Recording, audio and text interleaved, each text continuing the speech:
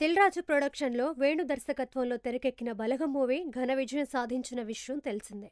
తెలంగాణ ప్రజల జీవనాన్ని ప్రపంచానికి చెప్పిన ఈ చిత్రం సమాజానికి ఒక సోషల్ మెసేజ్ ఇవ్వడమే కాకుండా విడిపోయిన అన్నాదమ్ముల్ని కూడా కలిపిందంటే బలగం యొక్క ప్రభావాన్ని అర్థం చేసుకోవచ్చు. ఇప్పుడు ఈ చిత్ర యూనిట్తో పాటు తెలుగు ప్రజలందరిలోనూ విషాద ఛాయల్ని నింపే సంఘటన చోటు చేసుకుంది.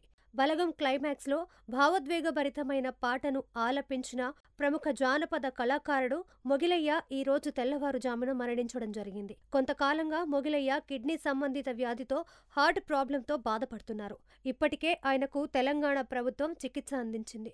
హైదరాబాద్ తరలించి మెరుగైన వైద్య సదుపాయాల్ని కూడా కల్పించారు.